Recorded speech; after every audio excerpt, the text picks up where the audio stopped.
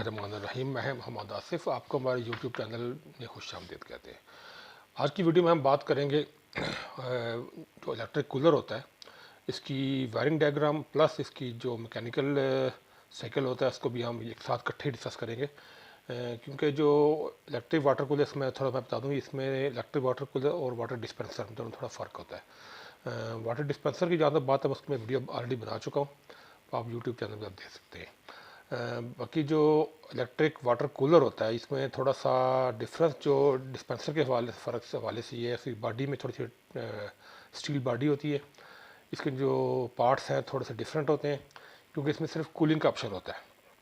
इसके नाम ही water cooler है। तो वाटर डिस्पेंसर होता है उसमें ठंडा गर्म और आजकल तीसरा आ रहा है नॉर्मल, तीनों का ऑप्शन अवेलेबल होता है। तीनों आपको किस्म के पानी आप ठंडा भी गर्म भी और नॉर्मल भी मिल सकते हैं।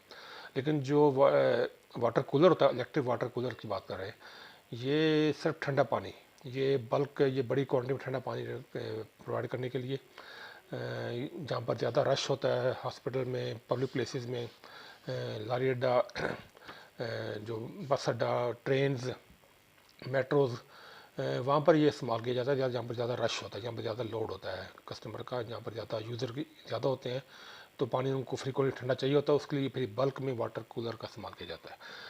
तो इसका जो सर्किट है मैं आपको स्क्रीन पे शो कर दूंगा। ये अगर आपको इसको HD में लेना हो तो आप हमारे फेसबुक पेज से भी आप डाउनलोड कर सकते हैं, उसका लिंक आपको डिस्क्रिप्शन में मिल जाता है हर वीडियो के नीचे, ठीक है। तो इसके बाद अब आते हैं इसके अंदर पार्ट्स के अंदर। तो ये मेन पार्ट्स हैं। सबसे पहले इसके हम सप्लाई आती है, तो फिर हम जाते थर्मोस्टेट में। थर्मोस्टेट आम थर्मोस्टेट ही, उसकी नाब बार लगी होती है, उसकी बैक साइड पे आप जिन्होंने कुछ साइड पे लगी होती है। उसके बाद इसका कंप्रेसर है। कंप्रेसर से पहले इसकी रिले और ओवरलोड प्रोटेक्शन है। साथ कंप्रेसर के साथ कंडेंसर लगा होता है और कंडेंसर का साथ फ़ैन भी होता है। उसके बाद इसका मैकेनिकल साइकिल में हम आ जाते हैं। तो मैकेनिकल साइकिल साथ ही हमने इसमें शो किया हुआ है, एक कंबाइंड वीडियो बनाई है, कंबाइंड एक डायग्राम मैंने इसमें डिज़ाइन की है ताकि समझने में आसानी हो। क्योंकि इसका जो सिस्टम है कोई जो कि बंद होता है तो बहुत से हमारे टेक्नीशियन को भी इसका रिपोर्ट नहीं पता चलती जब तक इसको वो खुले ना सामने सामने ना आ जाए, ठीक है। तो ये कोशिश की है कि आपको ओपनली दोनों सर्किट, इलेक्ट्रिकल भी और मैकेनिकल भी, दोनों आपके सामने आ जाए ताकि आपको समझने में आसानी, कल को आपको फॉल्ट जब ट्रेस करना हो, काम करना हो, तो आपको पता हो कि कौन सी चीज़ कहाँ पे लगी होती है।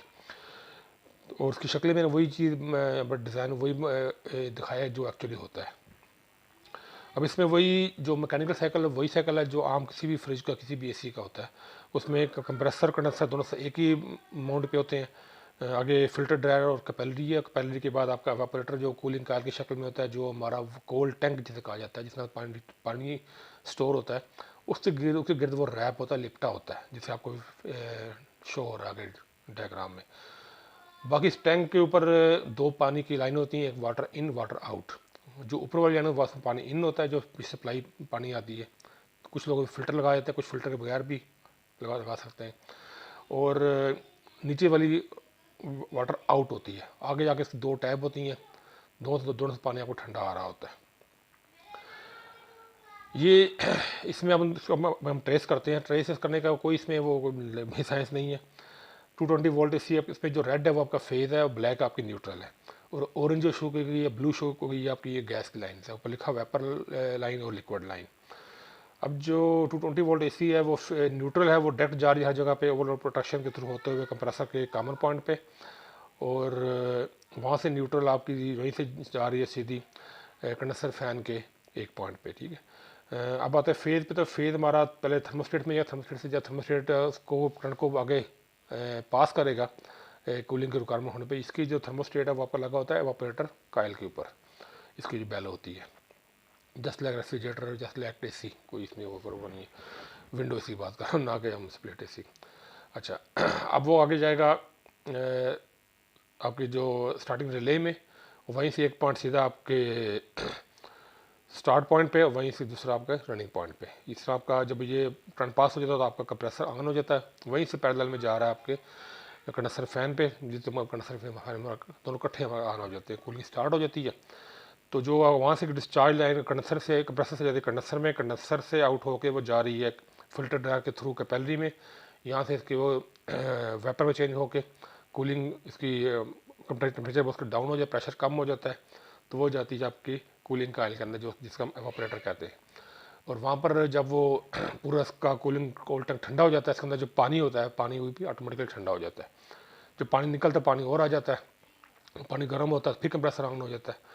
तो ये जिस सर्कल ये जमा चलता रहता है। तो इसकी रिटर्न लाइन है वो आपके उसके हम कहते हैं वेपर लाइन, वो वापस जाती है कंप्रेसर में। तो ये सर्कल हमारा इसमें चलता रहता है। तो इसमें जो फॉल्ट्स आते हैं कि पानी नॉर्मल आ रहा है, पानी ठंडा नहीं आ रहा, तो इसमें जो मेन फॉल्ट होता है वो ज़्यादातर इसका गैस का होता है। गैस लीक कर जाती है, क्योंकि ये जगह ऐसी जगह लगा जहाँ पब्लिक प्लेस होती है, कोई आना जाना, सफाई वाला कोई ठोकर लग गई, सामान लग गया, तो गैस लीकेज के चांसेस बहुत ज़्यादा होते हैं। दूसरा, इसमें इलेक्ट्रिकल में कोई भी फॉल्ट आ सकता है कि बिजली की सप्लाई की कोई शॉर्टेज हुई, इसकी वजह से कंप्रेसर जल गया। कंडेंसर फ़ैन प्रॉब्लम आ सकता है, कंडेंसर फ़ैन अगर नहीं चलेगा तो ये कंडेंसर पूरा काम नहीं करेगा, जिसकी वजह से फिर ये प्रॉब्लम इसमें कूलिंग में आ सकता है। ब्लॉकेज चोकिंग जैसे रेफ्रिजरेटर में होती है, एसी में होती है, इसमें भी हो सकती है। इसकी थर्मोस्टेट ख़राब हो सकता है, उसको भी चेक किया जा सकता है। रिले में फॉल्ट मसला है, कंप्रेसर आपका ऑन ही नहीं होगा। ओवरलोड प्रोटेक्शन किस वजह से बिजली बहुत ज़्यादा ही ओवरलोड प्रोटेक्शन है वो ब्रेक हो गया, ठीक है, तो उससे करंट आगे पास नहीं होगा, तो कंप्रेसर आपका नहीं चलेगा, ठीक है। सेफ्टी डिवाइस होती है, तो ये इसमें फॉल्ट आ सकते हैं दो। इनमें से जो फॉल्ट मैंने आपको गिनवाए हैं वो सब भी फॉल्ट कहीं ना कहीं भी आ रहे होते हैं। तो ये थी आज की वीडियो, दुआ में याद रखिएगा। अल्लाह हाफिज़।